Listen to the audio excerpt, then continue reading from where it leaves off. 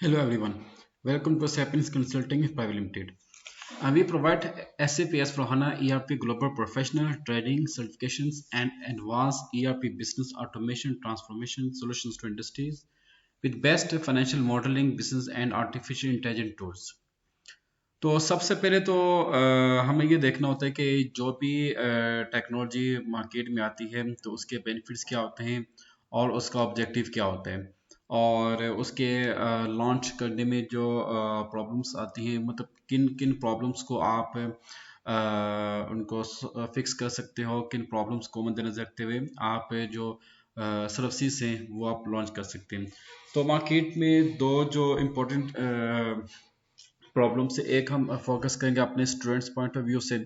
तो कोई भी स्टूडेंट जब मार्केट में जॉब के लिए जाता है special after completion of MS master और ग्रेजुएशन डिग्री, तो इंडस्ट्रीज उससे एक ही सवाल पूछते हैं कि आपके पास प्रैक्टिकल नॉलेज क्या है या आपके पास कोई वर्क एक्सपीरियंस क्या है या आपके पास कोई प्रोफेशनल स्किल्स है या नहीं। ठीक है।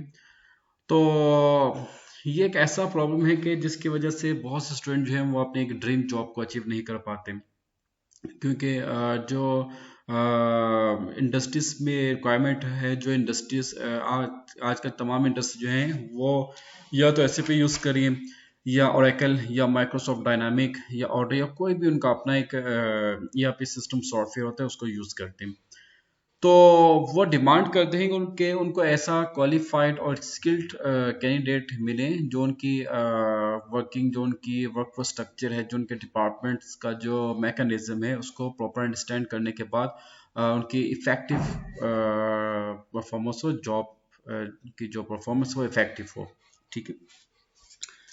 तो इन्हीं प्रॉब्लम्स को मद्देनजर रखते हुए हम लोगों ने जो ट्रेनिंग स्टार्ट की उसमें डिफरेंट लेवल्स हैं। सबसे पहले तो हम बात करते हैं यूजर लेवल की और ये इसके डिफरेंट मॉड्यूल्स हैं।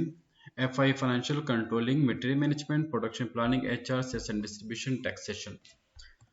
ये जो यूजर लेवल है ये फोकस करता है डेटा एंट्री ऑपरेटिंग की जॉब्स पे और ये इंडस्ट्रीज की जो नीड है और रिक्वायरमेंट है उसके मुताबिक ये जो यूजर लेवल है इसकी जो ट्रेनिंग वो डिज़ाइन की गई है। और इसमें ये जो बेसिक बिजनेस का जो नॉलेज है बिजनेस प्रोसेस ये उसको कवर अप करते हैं। सेकेंड लेवल पे हम बात करते हैं फंक्शनल मैनेजमेंट लेवल। इसमें accountant ERP supply chain management HR IT auditor project management ये जो मोस्ट इम्पोर्टेंट जो इसमें मॉड्यूल्स हैं जो जॉब्स हैं वो उसको हमने हाईलाइट किया हुआ है। अब इसमें कौन कौन से इसके बेनिफिट्स क्या हैं इसके फीचर्स क्या हैं इसके ऑब्जेक्टिव्स क्या हैं। तो पहले तो जो इसका ऑब्जेक्टिव है वो ये है कि provide practical experience skills knowledge and build confidence for effective job work. आम तौर पे क्या होता है कि जब भी कोई कैंडिडेट फ्रेश डिग्री होल्डर जब इंडस्ट्री में जॉब के लिए जाता है तो वो कंफ्यूज होता है कि भाई मैंने करना क्या है। देखिए आप किसी भी स्टूडेंट से जब उनका जो ऑब्जेक्टिव पूछते हैं तो वो कंफ्यूज होते हैं कि भाई उनका ऑब्जेक्टिव क्या है। फॉर एग्जांपल जो अकाउंट्स ऑफ फाइनेंस के स्टूडेंट्स हैं इसमें भी कैटेगरीज आती हैं कि accountant cost accountant financial accountant और टैक्स अकाउंटेंट। उसके बाद असिस्टेंट फाइनेंस मैनेजर फिर उसके बाद इंटरनल ऑडिटर एक्सटर्नल ऑडिटर और उसके बाद आपका आता है ईआरपी मैनेजर ईआरपी एडमिनिस्ट्रेटर और उसके बाद आते हैं एससीपी कंसल्टेंट। तो डिफरेंट जॉब कैटेगरीज होती हैं और इन जॉब कैटेगरीज के लिए डिफरेंट एजुकेशन रिक्वायरमेंट और डिफरेंट इनकी जो प्रैक्टिकल एक्सपीरियंस की डिमांड आती है। मैं आपको एक एग्जांपल देता हूँ कि अब एम कॉम और एम बी ए ये दोनों में डिफरेंस है। एम कॉम को हम रिकमेंड करते हैं अकाउंटेंट के लिए, एम बी ए को रिकमेंड करते हैं असिस्टेंट फाइनेंस मैनेजर के लिए। ठीक है। अच्छा, दूसरा जिसका ऑब्जेक्टिव है वो ये है कि focus on identification of industrial problems and best solution with management techniques. आम तौर पे जो ये फोकस हम उनको कमेंट करते हैं जो प्रोफेशनल्स हैं जिनका 2-3 साल का एक्सपीरियंस है 5 साल का एक्सपीरियंस है उनको इसकी बहुत ज़्यादा ज़रूरत पड़ती है क्योंकि देखें इंडस्ट्री है ना वहाँ पे कोई ना कोई इश्यूज लाजमी आते हैं।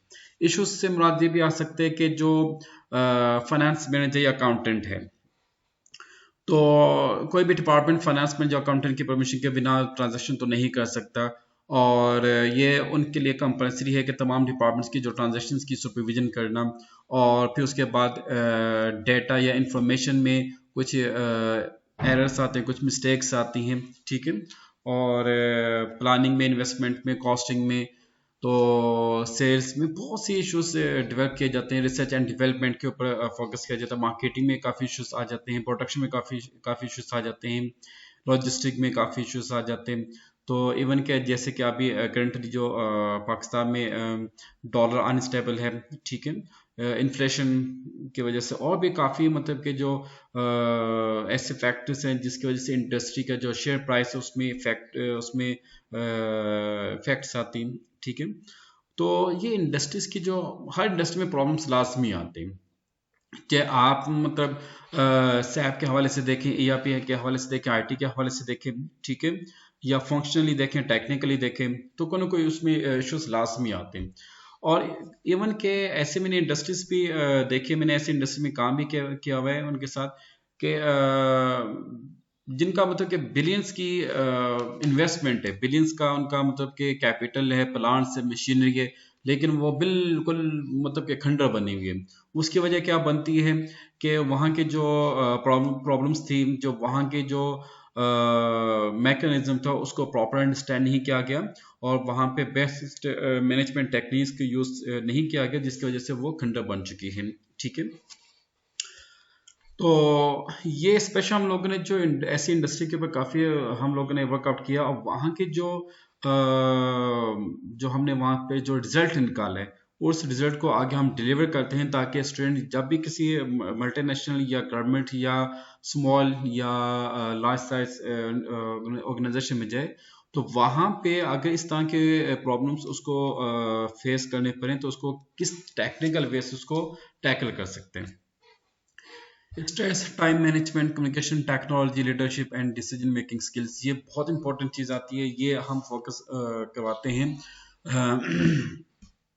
देखें, कोई भी आजकल तो वैसे भी स्ट्रेसफुल इन्वायरमेंट चल रहा है, तो स्ट्रेसफुल इन्वायरमेंट में चीज़ों को कैसे टैकल करना एज अ मैनेजर। देखिए, जो लीडर या मैनेजर होता है ना, वो पूरी अपनी एक टीम को लीड कर रहा होता है। तो टीम को लीड कैसे करना है, और उसके बाद जो प्रॉब्लम्स आती हैं, कोई स्ट्रेसफुल इन्वायरमेंट आते हैं, तो उस स्ट्रेसफुल इन्वायरमेंट को आप किस टेक्निकल वे से सॉर्ट ऑफ करते हो, टाइम को किस तरह, किस इफेक्टिव वे से आपने इसकी मैनेजमेंट करनी है। कम्युनिकेशन टेक्नोलॉजी, ये भी बहुत बड़ा फैक्टर है कि कम्युनिकेशन टेक्नोलॉजी क्या होती है और कम्युनिकेशन स्किल्स क्या होती हैं। इसमें क्या होता है कि आम तौर पे विद इन ऑर्गेनाइजेशन जो कम्युनिकेशन की जाती है, आउटसाइड ऑर्गेनाइजेशन जो कम्युनिकेशन की जाती है, ऑफिशियल लेटर्स के जरिए, मेमोज के जरिए, और प्रपोजल्स के जरिए, ठीक है।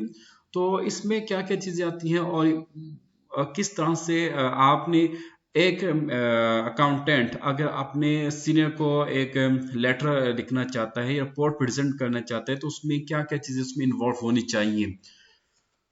तो मैंने बहुत सी सीवीज भी देखी जो माशा से 2-3 पेजेस की सीवी होती है, तो मेरे पास इतना टाइम नहीं होता कि मैं उन सीवीज को प्रॉपर रीड आउट कर सकूं। तो हम लोग क्या करते हैं कि हम जो है ना, वो एक चीज़ को बढ़ा चढ़ा के पेश करते हैं, तो उसको हम समराइज कैसे कर सकते हैं, ठीक है। शॉर्ट हो और कंप्लीट हो, यानी कि मुख्तसर और जामे हो, जिस तरह से मतलब जो मैसेज भी कन्वे हो जाए, और अच्छी तरह से उसकी अंडरस्टैंडिंग भी डेवलप हो जाए। अच्छा, लीडरशिप है, फिर उसके बाद डिसीजन मेकिंग स्किल्स हैं, क्योंकि मैंने ये भी इंडस्ट्री में एक बात नोट की है कि जब कोई एक हार्ड डिसीजन लेना हो, तो वहाँ पे घबरा जाते हैं कि भाई अब क्या होगा क्या नहीं होगा, अगर आपने मिलियन की इन्वेस्टमेंट करनी है तो उसका क्या रिटर्न क्या होगा, ठीक है। ऐसे बहुत से मामला आते हैं जिसमें जो डिसीजन हैं वो प्रॉपर नहीं लिए जाते, जिसकी वजह से कंपनीज में लॉस आ जाते हैं। Effective supervision, corporate strategies, planning, governance, risk management, ये वो चीज़ें हैं कि ये इसको हम कहते हैं पिलर्स। अगर इन्हीं पिलर्स को स्टूडेंट प्रॉपर डीपली अंडरस्टैंड करते हैं, ठीक है, तो मेरे ख्याल से कि उसकी जो जॉब परफॉर्मेंस है वो बहुत ज़्यादा इफेक्टिव रहेगी, और इसी इफेक्टिवनेस से जो कंपनी के जो प्रॉफिट्स हैं, जो कंपनी की जो जितने भी उसके वर्क फोर्स स्ट्रक्चर्स हैं, वो बहुत ही स्मूथ और अप टू डेट परफॉर्म होते जाया करेंगे। अच्छा, इसके अलावा हमने इसमें एक नई चीज़ ऐड की है, जेडिस मॉडल 1 to 10। ये नेक्स्ट स्लाइड में आपको बताऊंगा। ERP सिस्टम इसमें इन्वॉल्व है, plus SAP financial controlling software में इन्वॉल्व है, IFRS वो भी इसमें इन्वॉल्व है, प्लस टैक्सेशन, प्लस प्रोजेक्ट्स। ये इंडस्ट्री प्रोजेक्ट्स हम अपने स्टूडेंट को प्रोवाइड करते हैं, प्लस केस स्टडीज हम उनको प्रोवाइड करते हैं। इनके मैनेजमेंट लेवल के अंदर ये जो 4 पॉइंट्स हैं वो हमने इसमें प्रॉपर ऐड अप किए हैं। और अल्हम्दुलिल्लाह जो हमारी प्रोफेशनल ट्रेनिंग है, ये इसमें एक यूनिक पॉइंट है, जिसमें हम अपने स्टूडेंट को SAP के ट्रेनिंग के साथ साथ जो इंडस्ट्री की जो रिक्वायरमेंट है, इंडस्ट्रीज क्या चाहती हैं, इंडस्ट्रीज का मैकेनिज्म क्या है, इंडस्ट्रीज का स्ट्रक्चर क्या है, उस पर हम ज़्यादा फोकस करवाते हैं ताकि स्टूडेंट को प्रैक्टिकल नॉलेज मैसर हो। और इसके अलावा जो नेक्स्ट हमारे पास लेवल है वो है कंसल्टेंट इम्प्लीमेंटेशन लेवल। अब इसमें डिफरेंट किस्म के मॉड्यूल्स हैं, financial controlling, material management, assets and distribution, HR, एबाब, और उसके अलावा बिजनेस इंटेलिजेंट, बहुत से इसमें मॉड्यूल्स हैं, लेकिन यहाँ पे हम चंद एक को प्रेजेंट करेंगे।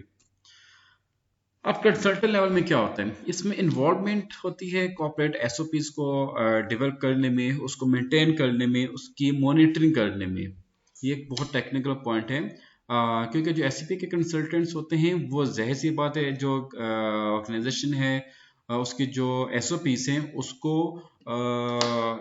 उसको उसी के मुताबिक SAP की इम्प्लीमेंटेशन करते हैं, कॉन्फ़िगरेशन करते हैं। अच्छा, इसमें ना एक क्लाउड बेस्ड कोऑर्डिनेशन और इम्प्लीमेंटेशन भी इसमें इन्वॉल्व है।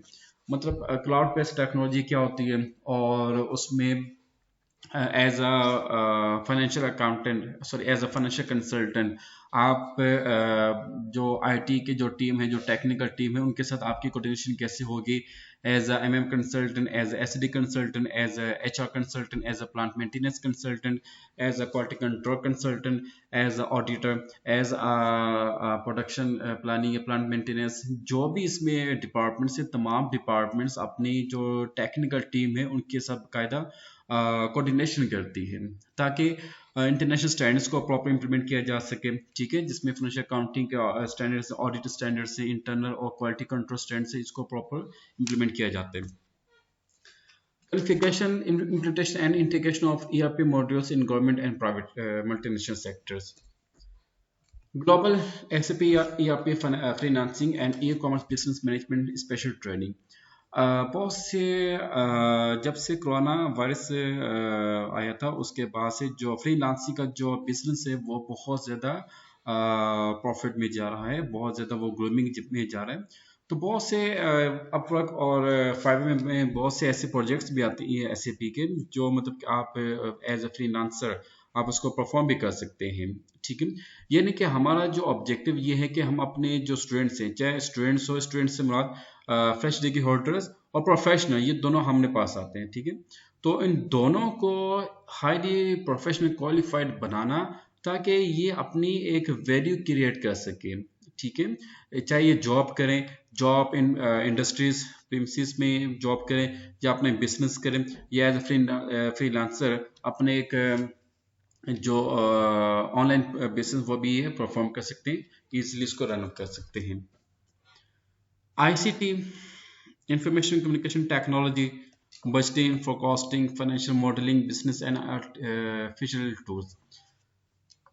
अच्छा, इसमें देखें सबसे इम्पोर्टेंट चीज़ क्या होती है, डेटा एंड इंफॉर्मेशन।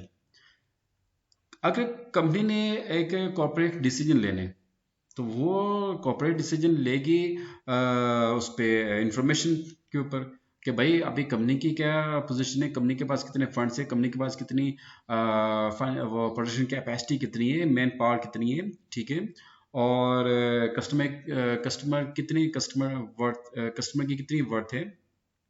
ये तमाम चीज़ें, तमाम इंफॉर्मेशन और डेटा इंफॉर्मेशन के बाद एक कॉर्पोरेट डिसीजन लिया जाता है। जब इंफॉर्मेशन ही एक्यूरेट नहीं होगी, तो ना ही हमारी कोई मतलब कि उसमें कोई बजटिंग होगी, ना ही फोरकास्टिंग होगी, ना ही हम उसकी फाइनेंशियल मॉडलिंग बना सकते हैं। ठीक है, तो इन्फॉर्मेशन को गेन करने के डिफरेंट मेथड्स हैं, डिफरेंट वेज हैं, डिफरेंट टूल्स हैं जिनको हम यूटिलाइज करके इफेक्टिव इंफॉर्मेशन को हम कलेक्ट कर सकते हैं और उस इफेक्टिव इंफॉर्मेशन के बेस पे हम कॉर्पोरेट डिसीजंस भी ले सकते हैं। ठीक है, जिससे क्या होता है कि जो बजटिंग है वो भी आपकी एक्यूरेट होगी, फोरकास्टिंग, प्रोजेक्ट फिजिबिलिटी रिपोर्ट। ठीक है, बहुत सी चीजें इसमें ऐसी आती हैं कि जो आपकी एक्यूरेट इंफॉर्मेशन के बेस पे बहुत इफेक्टिव आप उसको प्रिपेयर कर सकते हो। अच्छा, इसके इसके बाद आता है यहाँ पे Jadis model 1 to 15 plus ERP system, software plus SAP financial controlling plus IFRS plus taxation plus internship. इसमें इंटर्नशिप इन्वॉल्व है जबकि इसमें इंटर्नशिप इन्वॉल्व नहीं है। इसमें होता है कि हम जो है ना वो अपने स्टूडेंट को for the sake of practical knowledge हम उनको इंडस्ट्री में रेफर करते हैं कि आप इंडस्ट्री में जाके एज वॉलंटियर वहाँ पे जरा आप काम करें ताकि आपको इंडस्ट्री का इन्वायरमेंट पता चले, आपको इंडस्ट्री का जो प्रैक्टिकल नॉलेज वो मिल हो। और साथ में केस स्टडीज भी हम प्रोवाइड करते हैं स्टूडेंट को, क्योंकि ट्रेनिंग में जब तक आप real practical case studies student को प्रोवाइड नहीं करेंगे तो उनकी जो क्रिटिकल और जो थिंकिंग स्किल्स हैं वो उस तरह से इफेक्टिव डेवलप नहीं हो सकती। ठीक है, तो हमारे जो ट्रेनिंग का जो एक मैकेनिज्म ये भी आता है कि लेट्स से कि अगर हम 20 मिनट्स एक लेक्चर डिलीवर करते हैं तो उसमें 2 या 3 आवर्स की एक बाकायदा असाइनमेंट होती है, प्रैक्टिकल असाइनमेंट होती है, जिसमें हम अपने स्टूडेंट को एक केस स्टडी प्रोवाइड करते हैं, प्रोजेक्ट प्रोवाइड करते हैं। वो उसमें अपनी वर्किंग करते हैं, अपनी एफर्ट्स को पुट करते हैं, अपनी क्रिटिकल थिंकिंग को उसमें यूटिलाइज करते हैं। ठीक है, और उसके जो प्रॉब्लम्स हैं वो आइडेंटिफाई करते हैं, उसके जो सॉल्यूशंस को कैसे प्रोवाइड करने, कौन से सॉल्यूशंस को प्रोवाइड करने, वो उसमें उसकी काफ़ी अच्छी परफॉर्मेंस आती है। इसके बाद global certified professional consultant certification, ये जस्ट जो है एससीपी इशू करते हैं। इसमें हम एग्जाम की प्रिपरेशन और जो एससीपी का जो सर्वलिंग हम इसमें प्रोवाइड करते हैं। तो ये बेसिकली हमारे पास 3 डिफरेंट लेवल हैं और इसमें ये देखा जाता है कि स्टूडेंट का कैलिबर क्या है, यानी कि हम ये नहीं होता कि हर एक को मतलब कि जो कहता है सर आप हमें यूजर लेवल में भेज दें, कंसल्टेंट लेवल में भेज दें या मैनेजमेंट लेवल में भेज दें, ऐसा नहीं होता। हम पहले अपने स्टूडेंट की असेसमेंट करते हैं कि भाई इसकी एजुकेशन क्या है, इसके जो मतलब कि मेंटल कैपेबिलिटीज क्या हैं, क्या ये इंटेलिजेंट है या डल माइंड है, या क्या है क्या नहीं। तो उसके मुताबिक हम रिकमेंड करते हैं कि क्या ये अकाउंटेंट बन सकता है या फाइनेंस मैनेजर बन सकता है या ऑडिटर बन सकता है या ईआरपी कंसल्टेंट बन सकता है या फाइनेंशियल एनालिस्ट बन सकते हैं या मतलब डेटा एंट्री ऑपरेटर में ही रह सकता है। ये उसकी पर्सनल स्किल्स पे भी डिपेंड करते हैं, उसकी पर्सनैलिटी में भी डिपेंड करते हैं। ठीक है, क्योंकि हर बंदा ना ही मैनेजर बन सकता है, हर बंदा ना ही ऑडिटर बन सकता है, हर बंदा ना ही लीडर बन सकते हैं। ठीक है, और बताइए कि कुछ ऐसे स्टूडेंट्स भी होते हैं जिनको एक पॉलिश की जरूरत पड़ती है, जिनको एक प्रैक्टिकल प्लेटफॉर्म की जरूरत पड़ती है जिसमें वो अपना जो थियोरेटिकल नॉलेज है उसको प्रैक्टिकल में कन्वर्ट कर सके। नेक्स्ट हमारे पास आता है जेडिस मॉडल। यहाँ पे आपको यहाँ नजर थोड़ा सा ऊपर गया, ये है Jadis model of accountant, financial accountant, cost accountant, manager accountant and tax accountant. और इसमें असिस्टेंट फाइनेंस मैनेजर, ऑडिटर तमाम इसमें मौजूद हैं, इवन के एसएपी या पे कंसल्टेंट। ये जेडिस मॉडल है। तो पहला जो जेडीस है वो क्या है, supervision approval of all transactions of all department, मतलब कि तमाम डिपार्टमेंट्स की जितनी भी ट्रांजैक्शंस हैं उनकी सुपरविजन करना, फिर उसके बाद उनके अप्रूवल करना। उसके बाद इनवॉइसेस की हम बात करते हैं, पोस्ट जनरल एंट्रीज इसमें इन्वॉल्व हैं, manage cost, direct labour, material and overhead cost, manage implementing cost of business activities. Pakistan में मैंने एक चीज़ जो नोट किया, ऑब्जर्व किया, वो ये है कि यहाँ पे जो हमारी छोटी सी छोटी जो कॉस्ट ऑफ बिजनेस एक्टिविटीज आती है हम उसको प्रॉपर मैनेज नहीं कर पाते, हम उसको इग्नोर करते हैं। ठीक है, या फिर हम उसको मिनिमाइज नहीं कर पाते। और बात करते ऐसा होता है कि भाई कॉस्ट कुछ लोग कहते हैं कि मतलब इन्वेस्टमेंट करें, अननेसेसरी एक्सपेंसेस मतलब उसमें हम लगा देते हैं, उसका भी कोई फायदा नहीं है। ठीक है, ये टेक्निक्स आती हैं कि आपने बिजनेस की जो एक्टिविटीज की जो कॉस्ट है उसको किस तरह से मैनेज करना प्रॉपर। एडजस्टमेंट्स क्या होती हैं, ये बेसिकली एडजस्टमेंट से यहाँ पे ना, ये एडजस्टमेंट से एडजस्टमेंट एंट्रीज क्या होती हैं, ठीक है। ऑल ऑफिशियल डॉक्यूमेंट्स कैसे प्रिपेयर किए जाते हैं, for example sale order letter है, परचेज ऑर्डर लेटर है, और आरएफक्यू है, कोटेशन से, और इनको आपने कैसे सुपरवाइज करना है, इनकी ड्राफ्टिंग कैसे की जाती है, और लेटर ऑफ इंटेंशन क्या होता है, ठीक है, एफसीओ क्या होते हैं। बहुत से जो ऑफिशियल लेटर्स हैं, ऑफिशियल लेटर्स, ऑफिशियल डॉक्यूमेंट्स, वो उसमें उसकी प्रैक्टिस करवाई जाती है। रिकंसिलिएशंस क्या होती हैं, profit and loss account, income statement prepare and analysis इसमें इन्वॉल्व है, balance sheet, cash flow statement इसमें इन्वॉल्व है, corporate law, governance, risk management, ये डिपेंड करते हैं कि जो ऑर्गेनाइजेशन है उसके लॉस क्या कहते हैं, उसके गवर्नेंस को किस तरह से आपने अंडरस्टैंड करने, रिस्क मैनेजमेंट को आप कैसे कैलकुलेट कर सकते हो, budget forecasting, internal controls management. Internal control management is most important thing. Project and feasibility reports preparation. कोई भी मल्टीनेशनल कंपनीज के अंदर जब कोई न्यू प्रोजेक्ट को लॉन्च किया जाता है, उसकी फिजिबिलिटी के ऊपर फोकस किया जाता है, क्या ये प्रोजेक्ट कंपनी के फेवर में होगा या अनफेवर में होगा।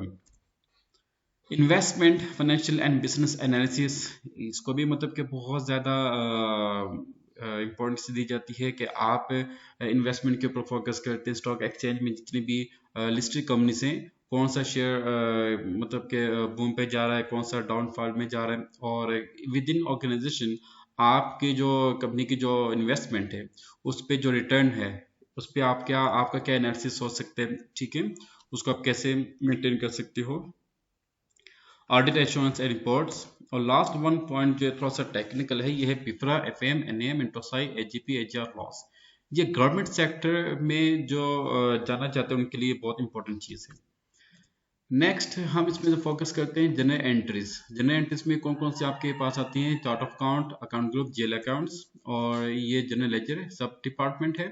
उसके बाद आता है अकाउंट रिसीवेबल सब डिपार्टमेंट, अकाउंट्स पेबल सब डिपार्टमेंट, बैंक इसमें इन्वॉल्व है क्योंकि हर ऑर्गेनाइजेशन का अपना एक बैंक होता है जिसमें मतलब के जो ट्रांजैक्शंस आती हैं और जो ट्रांजैक्शंस होती हैं बैंक में और कंपनी में उसको प्रॉपर मेंटेन किया जाता है, उसको टैली भी किया जाता है।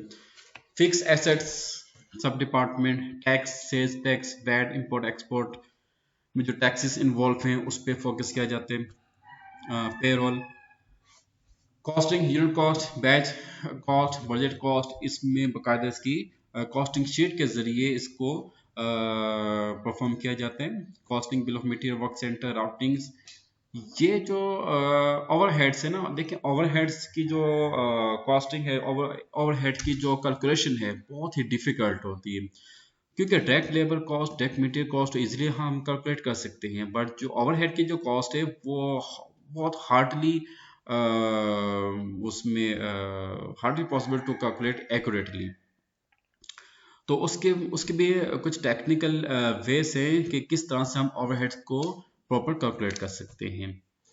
Costing, material requirement planning, material valuation, ABC, product, overhead, operation, ये इसमें तमाम चीज़ें इन्वॉल्व हैं आपकी जनरल एंटिटीज में। अच्छा, उसके बाद आता है हमारा रिकंसिलिएशन। रिकंसिलिएशन में internal reconciliation, external and bank reconciliation involve है, और ये तमाम चीज़ें किसमें परफॉर्म की जाती हैं, SAP ERP system with international standards. ये हमारा एक जेडिस मॉडल है।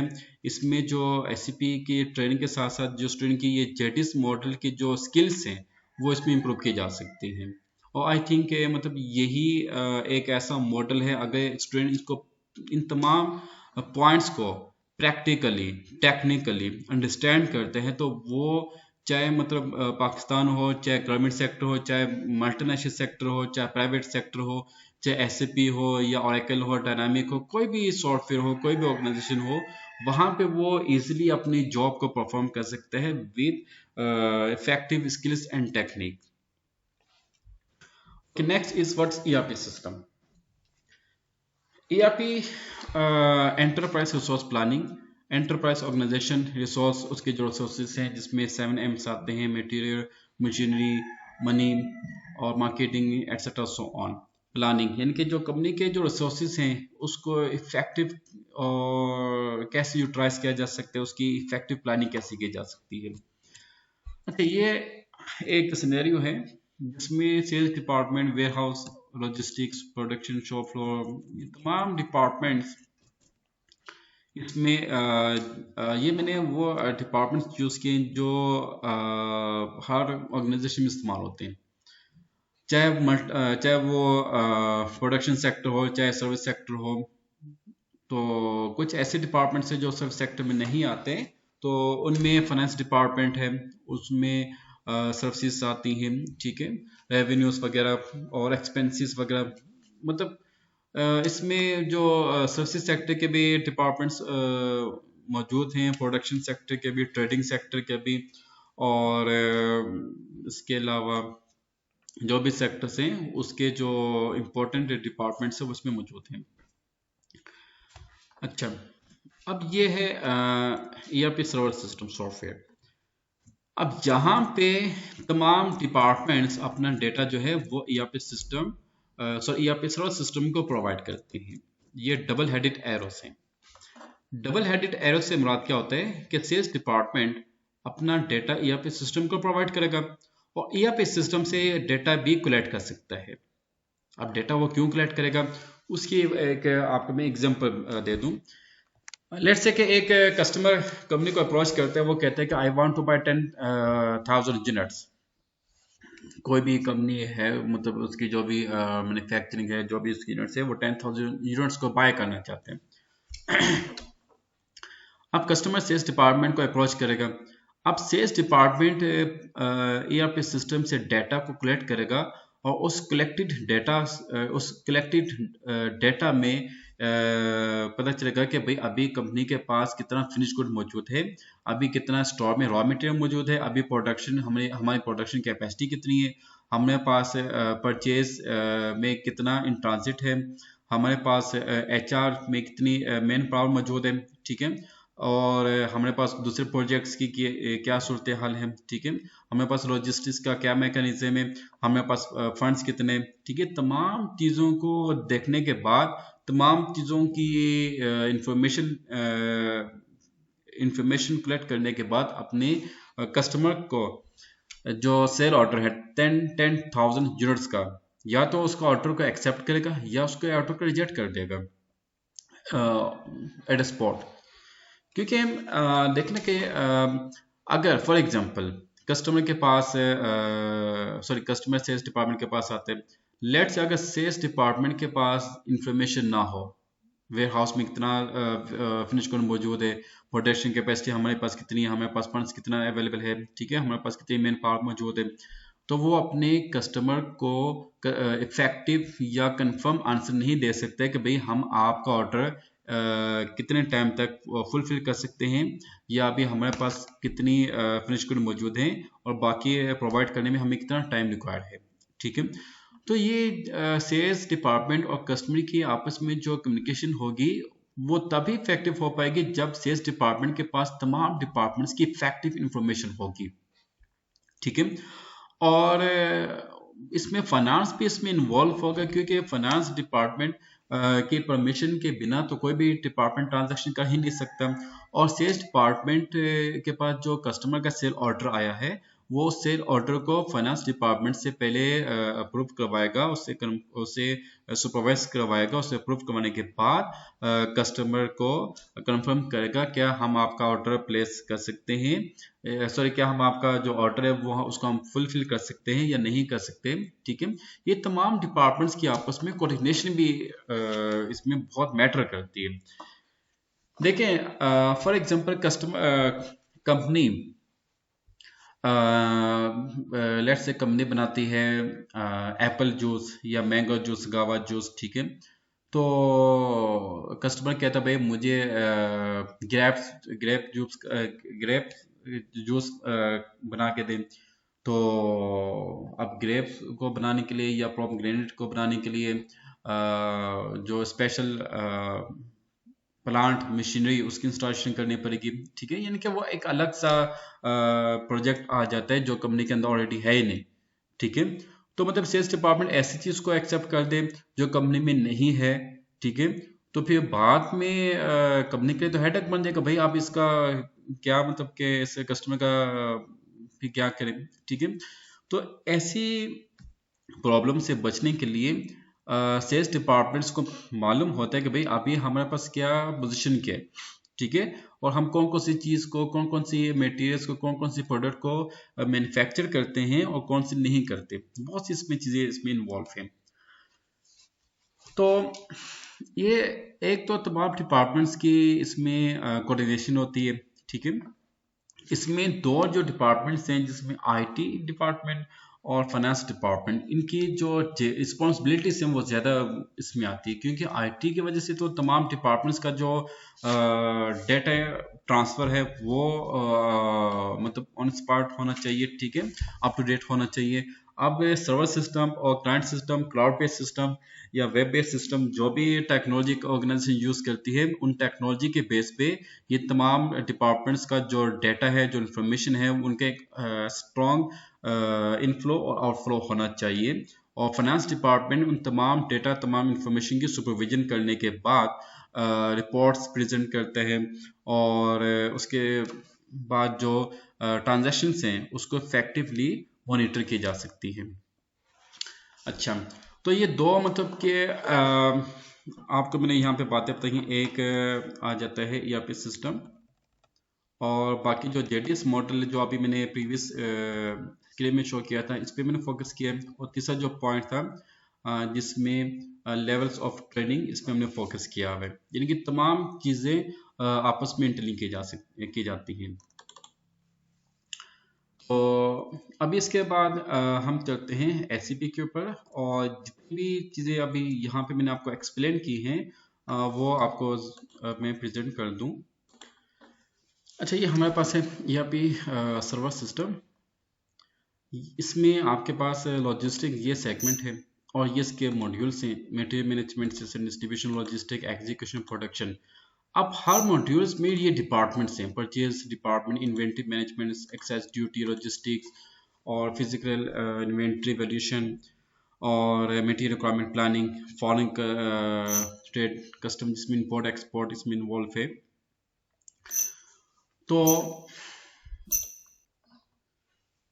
अच्छा, ये आपके पास मॉड्यूल्स के बाद आप क्या जाते हैं ये डिपार्टमेंट, और हर डिपार्टमेंट के सब डिपार्टमेंट्स आते हैं। फॉर एग्जांपल परचेज डिपार्टमेंट में परचेज, रिक्विजिशन, परचेज ऑर्डर, और उसके अलावा यहाँ पे आपके पास आ जाते हैं RFQ, कोटेशन, एग्रीमेंट, ठीक है। ये तमाम चीज़ें इसमें इन्वॉल्व हैं। इन्वायरमेंट में बेसिकली क्या होता है, जो इंफॉर्मेशन है, जो रिपोर्ट्स हैं, उस पर हम ज़्यादा फोकस करते हैं इन्वायरमेंट में। ई सोर्स इंटीग्रेशन ये एक बहुत ही एडवांस सिस्टम है जो कि SAP रीबा में इस्तेमाल किया जाता है। अच्छा, उसके बाद हम आते हैं सेल्स एंड डिस्ट्रीब्यूशन में। सेल्स एंड डिस्ट्रीब्यूशन के ये इसके डिपार्टमेंट हैं। इसमें शिपिंग एंड ट्रांसपोर्टेशन और आउटबाउंड डिलीवरी, ठीक है। इसमें पिकिंग, पैकिंग, लोडिंग, शिपमेंट, तमाम इसमें जो सब डिपार्टमेंट वो इसमें इन्वॉल्व हैं। उसके बाद logistics, execution, inbound, outbound, cross docking, direct store delivery, और transportation information system, yard management. अच्छा, उसके बाद प्रोजेक्ट सिस्टम और क्वालिटी मैनेजमेंट, यानी कि हर एक जो इम्पोर्टेंट मॉड्यूल वो इसमें मौजूद है। अच्छा, ये अब हम आते हैं अकाउंटिंग में। अकाउंटिंग में फाइनेंशियल अकाउंटिंग और कंट्रोलिंग, ये दो इसमें बहुत ही इम्पोर्टेंट डिपार्टमेंट हैं। Financial accounting used for external purpose and controlling used for internal purpose. इसमें फाइनेंशियल अकाउंटिंग में general ledger, accounts receivable, accounts payable, bank, fix asset, ये इसके डिपार्टमेंट हैं, और हर डिपार्टमेंट में ये इसके ये आपका जाता है, ये सेगमेंट आ गया, ये मॉड्यूल आ गया, और मॉड्यूल में ये डिपार्टमेंट्स हैं, यस, और हर डिपार्टमेंट में ये इसके सब डिपार्टमेंट्स हैं। डॉक्यूमेंट एंट्री, इसमें ये डॉक्यूमेंट एंट्री आप देख सकते हैं। जनरल एंट्री के लिए आप V50T को यूज़ करते हैं, और फिर उसके बाद इसमें पार्किंग, डिफरेंट किस्म के जो एंट्रीज इसमें पोस्ट की जाती हैं। कैश जर्नल इसमें मेंटेन किया जाते हैं, और फिर उसके बाद यहाँ पे आपके पास आता है अकाउंट, जिसमें आप जो बैलेंस है वो डिस्प्ले कर सकते हो। और इसके बाद इंफॉर्मेशन सिस्टम, इसमें जनरल लेजर रिपोर्ट्स, इसमें आपकी फाइनेंशियल स्टेटमेंट और बैलेंस शीट और कैश फ्लो स्टेटमेंट तमाम चीज़ इसमें मौजूद हैं। अच्छा, इसमें जितने भी ये फाइनेंशियल स्टेटमेंट है ये ऑटोमेटिकली क्रिएट की जाती हैं, ठीक है। और आपका काम क्या होता है कि स्टूडेंट का काम क्या होता है कि यहाँ पे जस्ट डेटा एंट्री करता जाए और साथ साथ जो फाइनेंशियल मॉनिटरिंग जो हम करवाते हैं उस फाइनेंशियल मॉनिटरिंग के मुताबिक फाइनेंशियल स्टेटमेंट ऑटोमेटिकली बनती जाती हैं। अच्छा, ये इसको हम कहते हैं यूजर लेवल, जिसमें क्या होता है कि आप डेटा एंट्री का काम करते हो। और जनरल के बाद इसमें अकाउंट रिसीवेबल और इसमें जो इनवॉइसेस आप क्रिएट करते हैं, क्रेडिट मेमोज। अच्छा, इसके अलावा आपके पास आ जाता है अकाउंट्स पेबल, ये वेंडर के साथ आपका इंटरलिंक आता है। आप इसमें एक और जो टेक्निकल चीज़ है, देखिए अब अकाउंट्स पेबल ने इनवॉइस क्रिएट करनी है और यहाँ पे वेंडर इनवॉइस क्रिएट करनी है। अब वेंडर इनवॉइस कहाँ से आती है? जब आप वेंडर को परचेज ऑर्डर प्लेस करते हो, वेंडर उस परचेज ऑर्डर की बेस पे इन्वेंट्री आपको डिलीवर करते हैं और स्टोर डिपार्टमेंट उस इन्वेंट्री को रिसीव करेगा और अकाउंट डिपार्टमेंट उस रिसीव्ड इन्वेंट्री की इनवॉइस को क्रिएट करेगा। तो ये देखें कि मतलब कि एक तो डिपार्टमेंट्स की जो आपस में कोऑर्डिनेशन के मुताबिक टाइमली जो कम्युनिकेशन है वो भी इसमें बहुत मैटर करती है।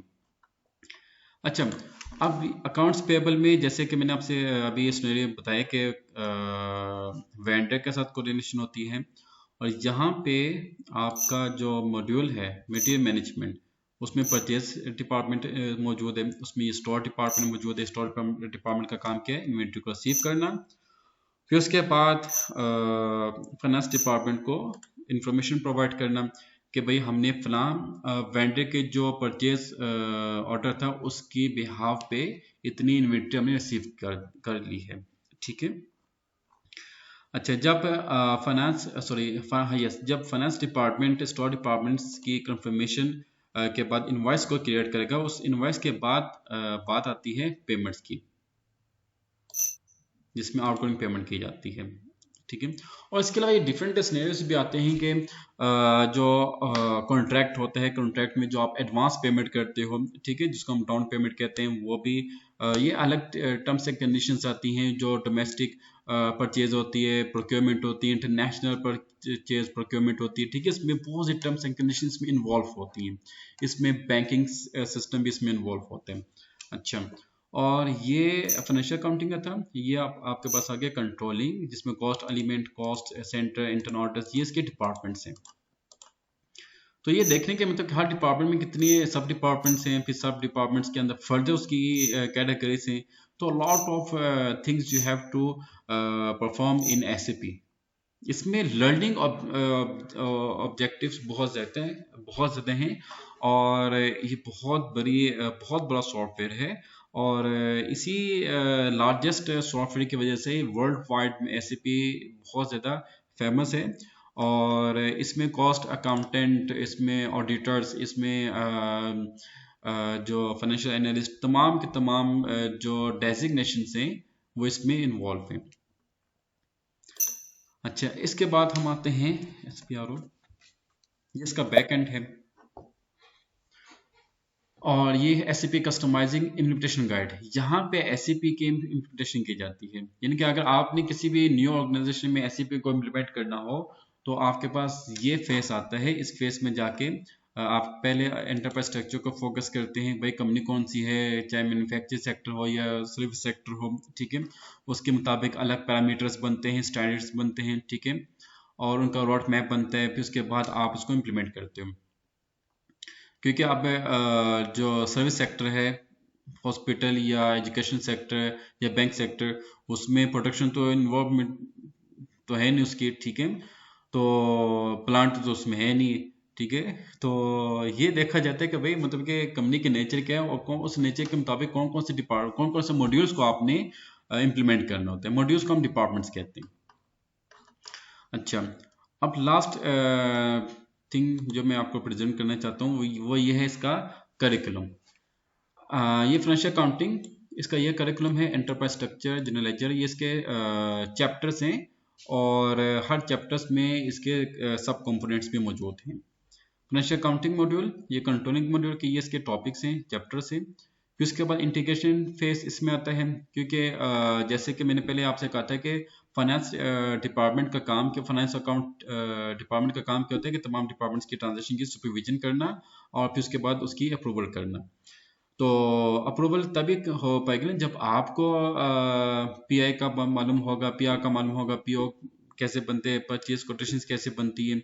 जब स्टूडेंट या फाइनेंस प्रोफेशनल खुद इन चीज़ों को प्रैक्टिकली परफॉर्म करेंगे, वो ज़्यादा इन डॉक्यूमेंटेशन की जो सुपरविजन है इफेक्टिवली इसको कर पाएंगे। अब एक फाइनेंस मैनेजर जिसने कभी जिंदगी में परचेज कोटेशन का नाम नहीं सुना, परचेज रिक्विजिशन क्या होती है उसको पता नहीं, तो भाई उसको कैसे सुपरवाइज कर पाएगा। ठीक है, प्रोक्योरमेंट टेंडर्स में क्या फर्क होता है, टेंडर कैसे पास किया जाता है, टेंडर्स को कैसे फिलअप करना है। ठीक है, इसमें बहुत टेक्निकल टर्म्स इसमें इन्वॉल्व होती है। और अगरचे ये फाइनेंस डिपार्टमेंट का काम नहीं कि इन तमाम चीज़ों को परफॉर्म करे, but for the sake of supervision he has to learn, he has to do practical working on this document so that he can so that they can get practical knowledge। इसी तरह से financial accounting का जो indication है वो है sales and distribution के साथ। मेमोस क्या होते हैं, और मैं एक स्टूडेंट से पूछता हूँ कि बेटे परचेज ऑर्डर की एंट्री बता दें, परचेज कोटेशन की जनरल एंट्रीज क्या होती हैं, सेल्स ऑर्डर की जनरल एंट्रीज क्या होती हैं। ठीक है, जब स्टोर डिपार्टमेंट इन्वेंटरी रिसीव करते हैं उसकी जनरल एंट्री क्या पोस्ट की जाती है, और वेयर हाउस डिपार्टमेंट जब फिनिश गुड को आउट करते हैं तो उसकी जनरल एंट्री क्या पोस्ट होती है। ठीक है, जीएसटी, वैट और customs, distribution channel, CRM, shipping, transportation, billing, invoices, income terms बहुत इंपॉर्टेंट है, ये स्पेशल जो फॉरेन ट्रेड की जाती है। फिर उसके बाद bill of material, shop floor department, work centre, routing, operations, ये बहुत इंपॉर्टेंट टॉपिक्स हैं जो फाइनेंस, अकाउंट, ऑडिट और जितने भी मतलब के स्टूडेंट्स हैं उनके लिए बहुत इंपॉर्टेंट है कि इन तमाम चीज़ों को प्रैक्टिकल अंडरस्टैंड करें। तो ये था हमारे पास एक करिकुलम, और ये था एससीपी का सर्वर सॉफ्टवेयर सिस्टम जिसमें हर चीज़ जो है प्रैक्टिकली परफॉर्म करवाई जाती है। बाकी जो हमारी जो यूनिकनेस है वो ऑलरेडी मैंने आपको बता दी है। अब इसके बेनिफिट्स क्या हैं, देखें बेनिफिट्स ये होगा कि